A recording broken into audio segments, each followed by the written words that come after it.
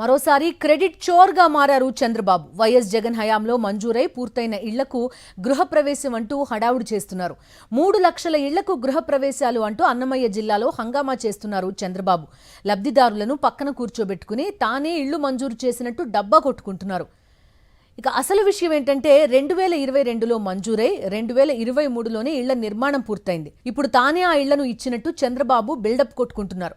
అన్నమయ్య జిల్లా దేవగుడిపల్లిలో ఈ బాగోతానికి తెరతీశారు చంద్రబాబు.